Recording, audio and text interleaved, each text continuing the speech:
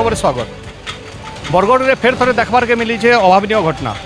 गला काल राति बरगढ़ सीएससी रे गोटे घटना देखबार लगी मिली है। किसी पेसेंट के देखबार के नहीं बद देता जेनथी कि राति ड्यूटी करुवा डॉक्टर इंजोर्ड होचन मुंड रे 5टा स्टिच लगी सेटा के नहीं करी थाना रे अभियोग भी होइछे।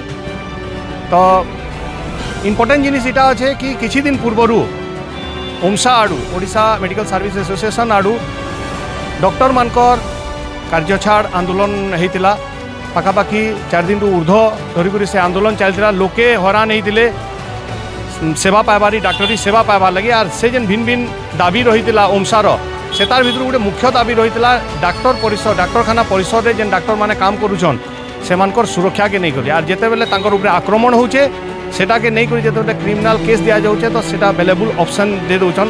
किंतु सेमानकर डिमांड रहितला जे नॉन अवेलेबल एक्ट रे तांको फॉरवर्ड करा जाऊ बोली करी।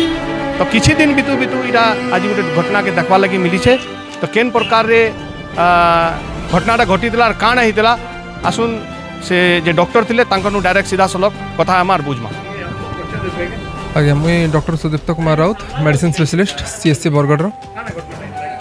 आज्ञा राति 2टा बेलू 4टा लोक गोटे छुआ को लेकिन आसले सिकल सेल डिजीज छुआटे तार छाती जंत्रणा होता से छुआ को सकाळे भी ट्रीटमेंट दिया होता आ मुई ही देखी तार जेहेतु पेन अधिका था मुझे तार जेन हिसाब से ट्रीटमेंट ठीक भावली इंजेक्शन आउ बाकी ट्रीटमेंट लगे एडवाइस कले आउ इंडोर को पठाली दीदी मैंने रोच से इंजेक्शन देते।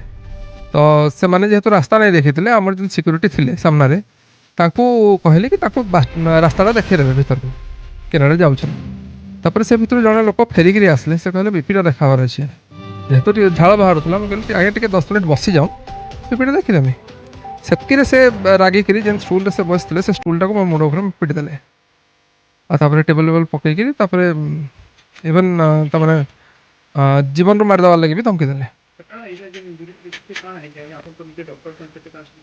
आज्ञा 5टा स्टिच पड़ी डीप इंजुरी अच्छे लेसरेशन इंजुरी कहसन आउ हाथ रे भी फुलाफुली अच्छे आउ फोरहेड रे भी स्वेलिंग होकर अच्छे।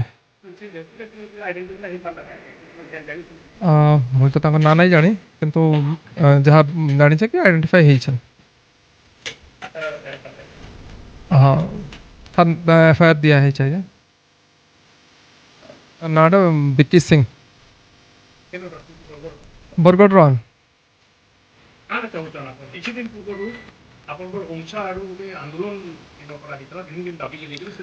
आज्ञा तार मुख्य दाबी ही इटा थिला कि आम डॉक्टर माने इनसिक्योर हो डॉक्टर को सुरक्षा टिके बढ़ा हो आउ ई जिनसटा आगु भी अलग जगह होचे आउ यो अभावन घटनाटा आज इनु होइछे सीएससी बरगढ़ रे होइछे।